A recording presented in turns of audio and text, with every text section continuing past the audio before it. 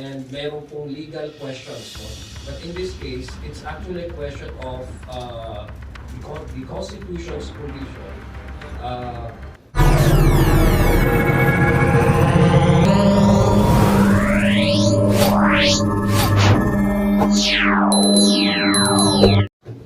Good morning po, sirs.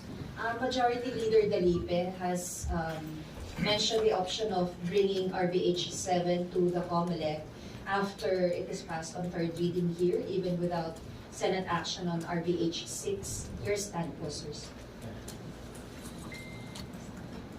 Thank you, ma'am. Of course, the stand of the ideal setup is dumaan po sa Kongreso muna.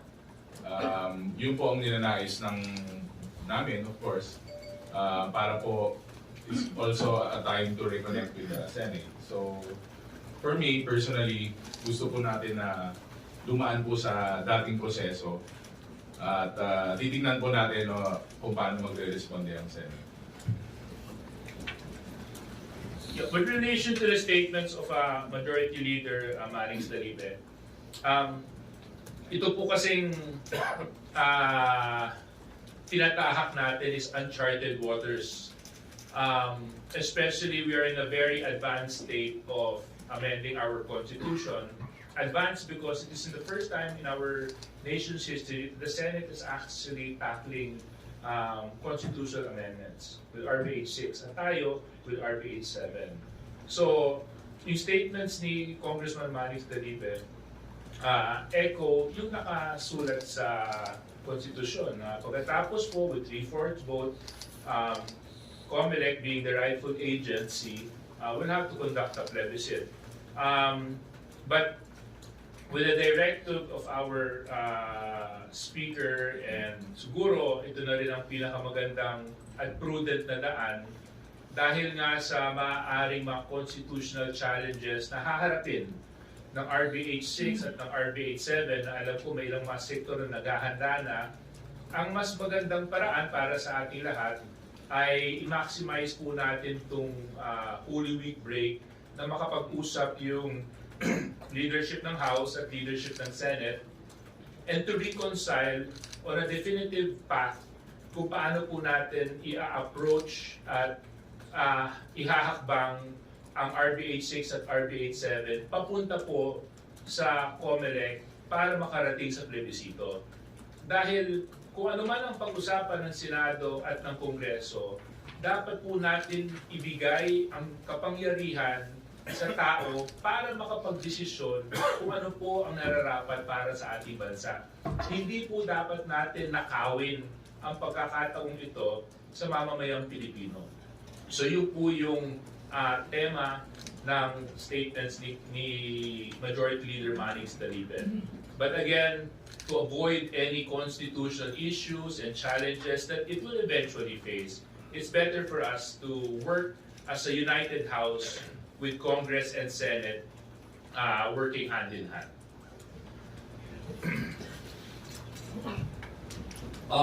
Basically, ang House of Representatives naman for the past several months, very strong and very consistent po yung ating messaging sa ating kababayan na we really want to push for the RBH7. We really want to revisit the Constitution, amend restrictive economic provisions para po medyo umunlad ang ating bansa. There are so many opportunities outside that we might want to hold on to. Like, for example, yung mga opportunities that other ASEAN countries are enjoying, Indonesia, Vietnam, Singapore, and etc. Doon naman po sa what are the ways in order for us to push RBH7? There are so many options po na gusto din mo namin i-explore. Una, of course, we want the Senate to really act on the promise to the President.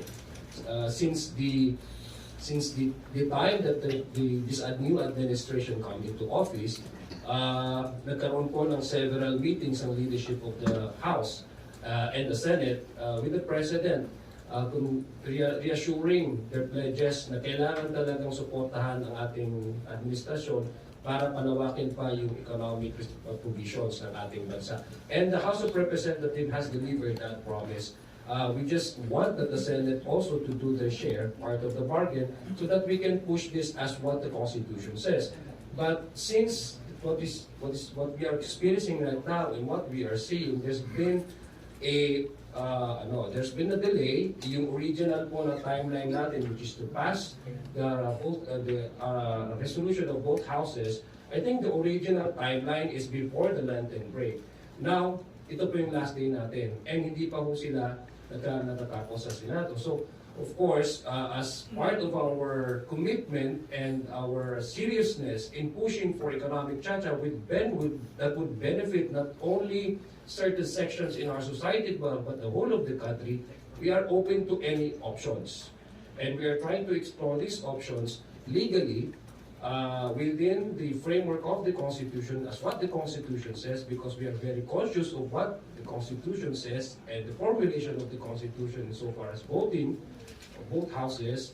At sinabi naman po doon, may katabi akong lawyer, makikita niya kung mamaya, sinabi talaga doon is 3/4 votes of all members of Congress.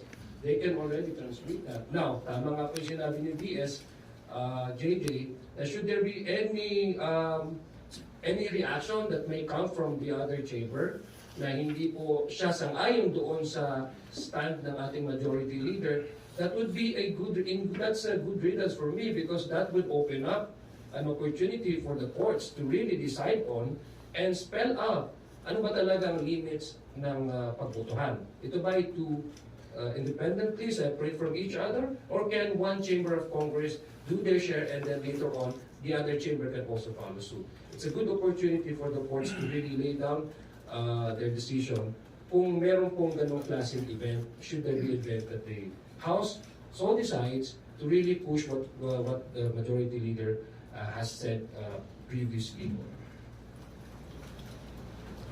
Well, to add to that, what is crucial here is that the Senate and the House of Representatives should come together to discuss the possible implications of RBH6 and RBH7. Namanggit po kanina ni Deputy Speaker J.J. Suarez that this Holy Week break, we should take advantage of this time to reflect on the importance of having a united stand and a collaborative effort in shaping our future's economy.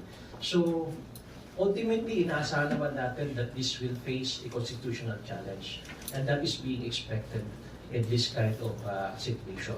But what is important here is that the legislative department, the Congress of the Philippines, has a united stand. Anyway, ang bottom line po dito is that I'm asking the Senate leadership to cooperate and to make good of its commitment to deliver their commitment to this administration to amend the restrictive economic provisions of the 1987 Constitution. Halos inubos na natin nila lahat, no?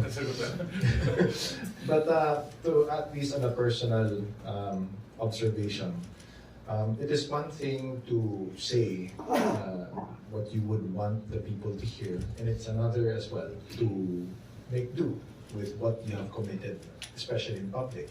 And I would just also I'd like to join my fellow colleagues in calling out also on the Senate, at least to show the people on what a united Congress can do for the country. The goal is the goal has always been the same. No? It's just different translations, but the goal is for the Philippines to flourish further, to improve further.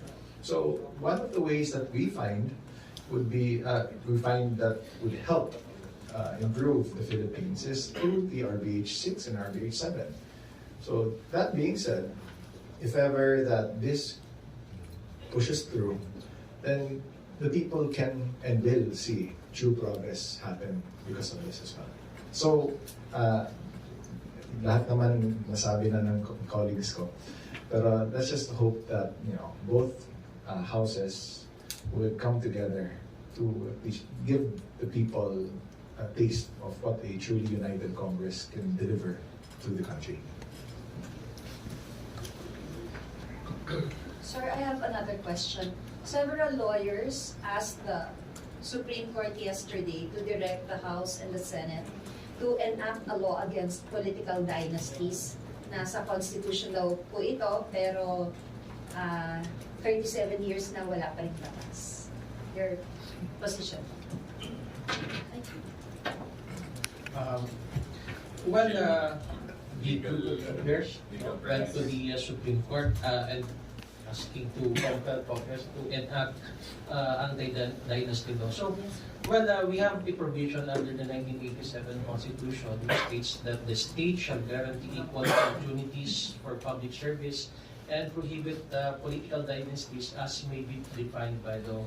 And as we all know, the power to legislate laws is vested in Congress. So I don't think that a group of individuals or even a group of lawyers can ask the Supreme Court to compel us. It is incumbent upon the members of the legislative body to pass a law with respect to the political dynasty provision. Now, with respect to the political dynasty law, what we have right now is the SK Reform Bill. Meron po doon na mga anti-dynasty provision.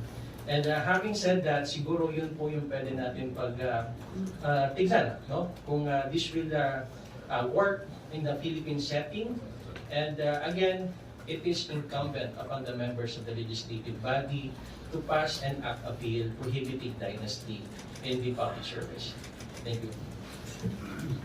Yeah. Ako naman in all practicality, alam mo, napakatalino po talaga at nag-iba na rin po yung pamamaraan at pag-iisip at decision-making process ng electorate natin sa pagpili ng mga taong nagnanais maglingkod sa ating bansa. So, when it comes to that, I think the Filipino people can properly decide who and who are not incapable of doing that job. And let's not forget, we always put ourselves through a referendum when we seek re-election. So this will be the perfect place to find out whether or not you're performing below or above average, or whether or not ninanais pa ng constituency mong magpatuloy ka sa paglilingkod mo.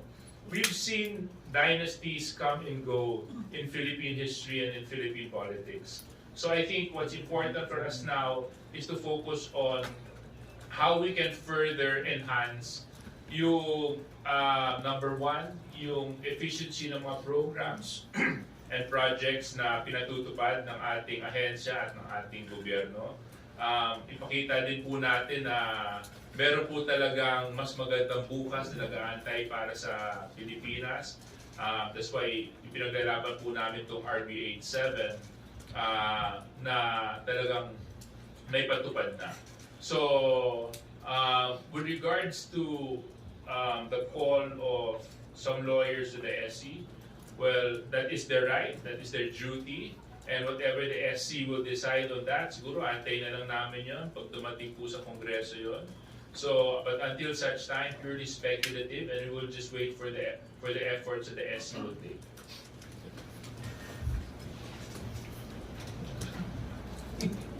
Sasagot na ba ako? Hindi.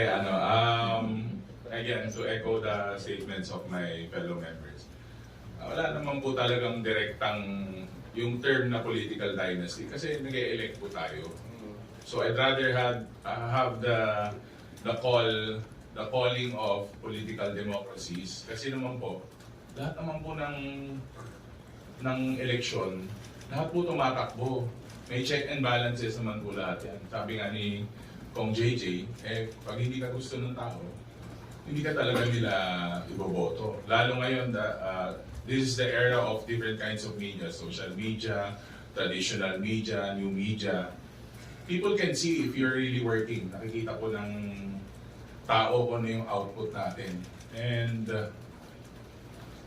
in terms of the group of lawyers which are going to file, antayin po natin yun. And of course, ang Kongreso naman po, you have seen it even with the RBH. Napaka-open po ng Kongreso in terms of dialogues, mga iba-ibang debates. So, welcome po natin yun. Thank you.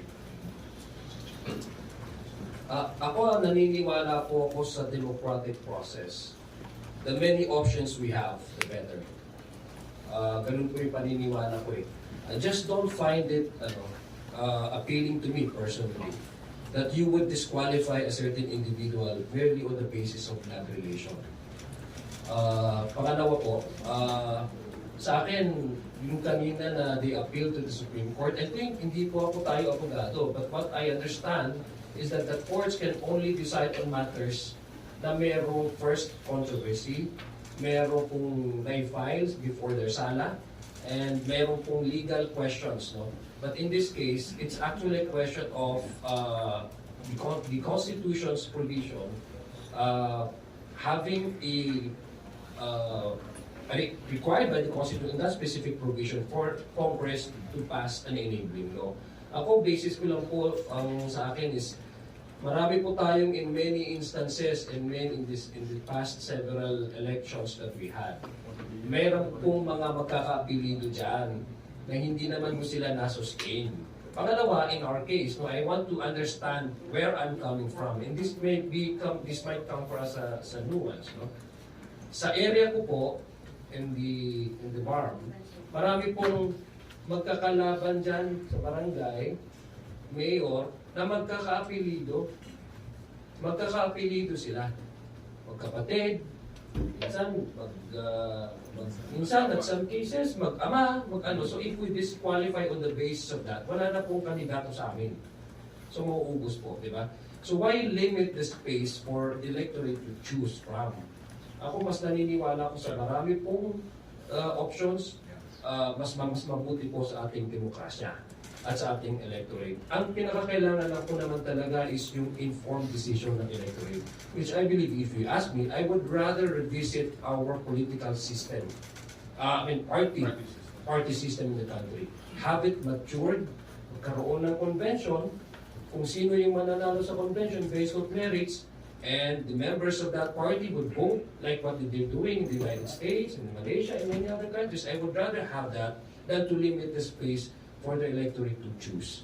Ang election po is not, nga po ni PSJJ, hindi lang mo yan referendum. It is a dictation of what would happen in the future. Let us not remove that right from our electorate. I don't know to that. Pero di kasing argument na nagsasabi, paano ba nabubuo yung mga dynasties? And one reason why dynasties are formed is because the existence of term limits. Di ba? Kung natapos na yung term ng isa, syempre, dahil nakasaad yun sa batas, ang ninanais nung nag-umpisa, may pagpatuloy ito. Kaya tumatakbo yung mga kamag-anak. So, tama po yung sinabi ni Congressman Adjong. If we really want to achieve reform, we need to look at the whole political reform agenda. And I think that is just one aspect that we need to focus on. We also need to look at how to strengthen our political parties. We also need to revisit also, again, itong ang sinasabi niyo, itong mga political dynasties. We also need to revisit other aspects in our political law that affect and see how we can further improve when it comes to electing better statesmen, better representatives, better mayors, better governors, better senators, and of course, better, for the whole country. Specifically on how the law provides for this. However, I'd like to share at least an insight that resonates very personally, and this is with regards to public acceptability. I think that in every area in the Philippines, everybody knows who their candidates are. Kasi nga, lokal, mga kandidato usually. Or sometimes in the case of national representations, there are other sectors that also resonate with the candidates that they choose. So, that being said, we are looking into how the people trust those that are willing to run for a position in government. And you've seen, as what JJ said earlier, you've seen political dynasties come and go. And this is evidence in itself of how the people choose their leaders. Now, to modify or to try to change at least, or to increase limitations on who can run, no matter how deserving, might be something that needs further study, as what was mentioned by my colleagues earlier. So again, political dynasties, with regards to their appeal to the lawyers' appeal to the SC would merit additional studies because number one, we don't want to take away the power of choice from the people. It is ultimately the choice of the locality, of the people of the Philippines, on who they trust to run for office, who they trust to lead in their areas, and of course, who to trust in trying to make their lives better for the people. So, Thank you, sir. Thank you, Tina. From Manila Bulletin.